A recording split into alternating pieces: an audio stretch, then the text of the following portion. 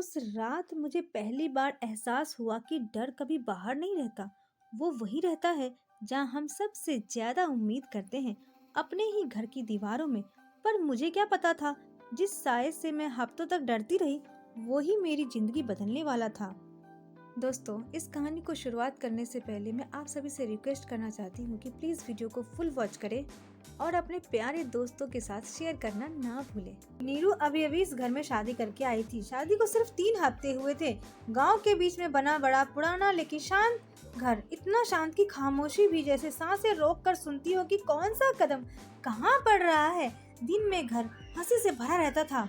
दिन में सभी लोग हंसते खेलते रहते थे, लेकिन रात इस घर की कुछ और ही होती थी। एक रात नीरू अचानक पानी पीने के लिए रसोई की तरफ जाती है। रसोई की लाइट ऑन करती है। जैसे ही अपने कदम पीछे की तरफ करती है, कॉरिडोर में अंधेरा छा जाता है और तभी टक टक की आवाज आती है, जैसे लकड़ी खटखटाई जा रही हो। नीरू वही जम जाती है। उसके पैरों से जमीन खिसक जाते हैं। कौन है? कोई जवाब नहीं आता। फिर सन्नाटे की चीखती हुई आवाज। जब वो किसी तरह कमरे में पहुंचती है, दिल जोर से धड़क रहा होता है। अगली सुबह वो सारी बातें अपने पति को बताती है। वो हल्का सा मुस्कुराता है और कहता है, पुराना घर है, लकड़ी बोलती है, बस इतना ही। कोई और सवाल जवाब नहीं किया। लेकिन नीरू जानती थी कि ये किसी लकड़ी की आवाज नहीं थी, ये किसी के चलने की आहट थी। और सबसे अजीब बात तो ये थी कि ये आवाज हर रात ठीक उसी समय आती थी और हर रात उसे देखकर लगता जैसे कोई है बिल्कुल पास, पर दिखाई नहीं देता। जब नीरू ससुर जी को बताती थी तो ससुर जी बोलते थे, बर्तन की आवाज होगी बेटा। पति का शांत रहना, ननद का अचानक चुप हो जाना। नीरू समझ गई थी कि इस घर में कुछ ऐसा है जिसके बारे में सब तो जानते हैं, पर किसी को बोलने की इजाजत नहीं है। और उसे यह बिल्कुल भी पता नहीं था कि वो कुछ उसकी पूरी जिंदगी बदलने वाला है। अगले ही कुछ दिनों में आवाजें बढ़ने लगी। कभी लगता कोई उसके पीछे खड़ा है, कभी लगता आटा रखने वाली अलमारी खुद ही हिल रही है, कभी लगता कोई दीवार के पीछे चल रहा है। और सबसे अजीब, नीरू का डर बढ़ने के साथ ससुर जी उसके पास ज्यादा आने लगे। पहले वो बहुत सख्त लगते थे, कम बोलते थे, कम मुस्कुराते थे, लेकिन अब रात को चाय पीते हुए कहते, बहू डर लगे तो बता देना, मैं हूँ। नीरू हैरान थी। क्या उन्हें पता था कि वो किससे डर रही है? उस रात उसने हिम्मत करके पूछा, बाबा ये आवाजें। उन्होंने बीच में रोक दिया। उन्होंने कहा, कभी कभी घर बोलता है, कभी कभी इंसान। ये सुनकर उसके रीढ़ में एक सिहरन दौड़ पड़ी। नीरू ने अपने पति से बात की, पर उसका जवाब हमेशा एक जैसा था, तुम बस ज्यादा सोच रही हो। पर उसकी आंखें कुछ और कहती थी। वो सच जानता था, बस छुपा रहा था। एक रात नीलू के लिए सबसे बड़ा झटका। अचानक उसके हाथ से एक कांच का ग्लास स्लिप करके टूट गया। मानो ऐसा लगा जैसे कांच नहीं, कुछ और ही टूटकर बिखर गया हो। उसी वक्त फिर वही आवाज, टक टक, इस बार बहुत पास। इतना पास कि जैसे मानो कोई उसके कान के पीछे खड़ा हो। नीरू कांपने लगी, आंखें बंद की और गहरी सांस ली। और वो पहली बार डर से भागने के बजाय वो आवाज की तरफ बढ़ी। कॉरिडोर अंधकार में डूबा था। नीरू धीरे धीरे आगे बढ़ी। दिल जोर जोर से धड़क रहा था। अचानक नीरू ने देखा, कॉरिडोर के अंत में ससुर जी खड़े थे, बिल्कुल शांत, बिल्कुल अंधेरे में। उनकी आवाज आई, तुम किससे भाग रही हो बेटा? नीरू के कदम एकदम से रुक गए। उसने कहा, बाबा ये आवाज, ये साया। वो धीरे से मुस्कुराने लगे, हल्की पिता जैसी मुस्कान। साया नहीं है बेटा, ये उस कमरे का दर्द है जिसमें तुम अभी तक गई ही नहीं हो। नीरू की सांसें रुक जाती है। कौन सा कमरा? तभी ससुर जी ने कॉरिडोर के अंत की ओर इशारा किया। नीला पुराना दरवाजा, जिसे घर में किसी ने भी कभी भी नहीं खोला था। अब नीरू उस कमरे की ओर बढ़ी। दिल डर से नहीं, बल्कि जवाबों की भूख से धड़क रहा था। ससुर जी धीरे से बोले, ये कमरा तुम्हारी सास का था। नीरू जम गई। उसकी सास की मौत बहुत पहले हो चुकी थी, पर किसी ने कभी वजह नहीं बताई। ससुर जी की आवाज भारी हो गई, तुम्हारी सास बहुत हिम्मत वाली थी। रातों में अकेले इस घर के हर साए को रोशनी दिखाती थी, पर एक दिन दिल की बीमारी ने उन्हें हमसे छीन लिया। नीरू की आंखें भर आती है, लेकिन ये आवाजें कैसी? उन्होंने गहरी सांस ली और कहा, तुम्हारी सास रात में चक्कर लगाकर देखती है कि घर में सब ठीक है या नहीं।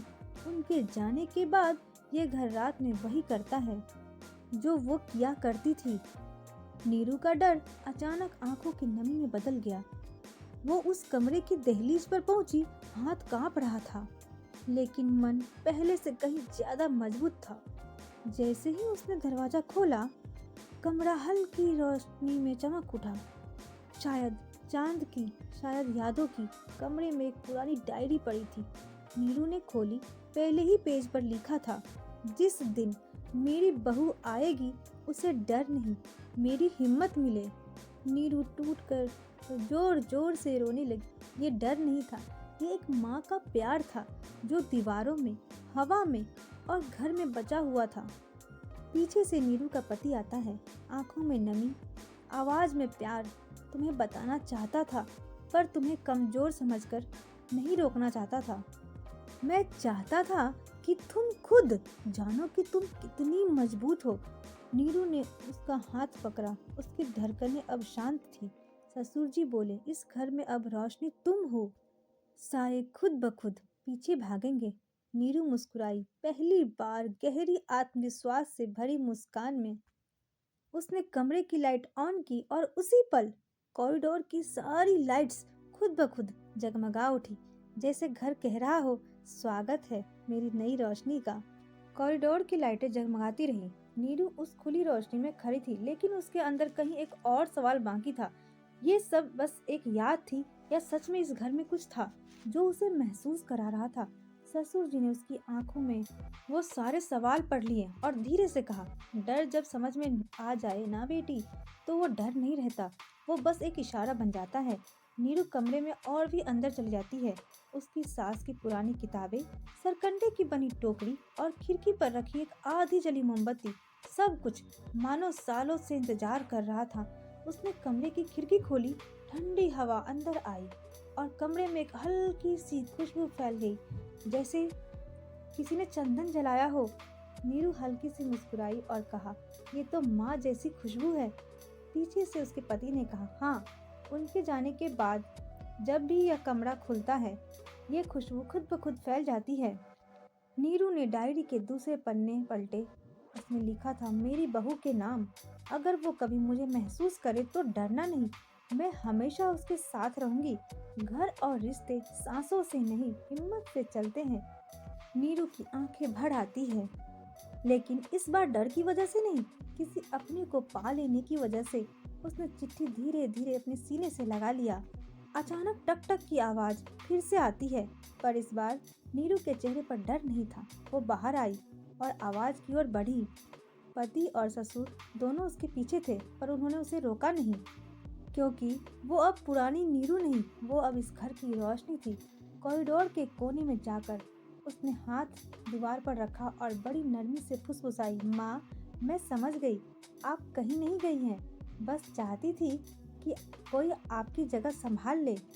अचानक से सारे ट्यूबलाइट्स एकदम अस्थिर हो जाते हैं, सारी झिलमिलाहट खत्म हो जाती है, कमरा शांत हो जाता है, हवा अस्थिर हो जाती है, जैसे कोई कह रहा हो, हाँ, अब सब ठीक है। घर का माहौल एकदम बदल गया था। ननद ने कहा, भाभी, रात को पहली बार घर में शांति लगी। पति मुस्कुराकर बोला, अब ये घर डर नहीं देता, सुकून देता है। अंजलि ने अपनी सास की डायरी अपने सिरहाने रखी और लिखा, आज मैंने तुमसे मुलाकात की माँ, और आज पहली बार खुद को अकेला नहीं महसूस किया। हवा की हल्की सरसराहट खिड़की से आई, जैसे कोई आशीर्वाद दे रहा हो।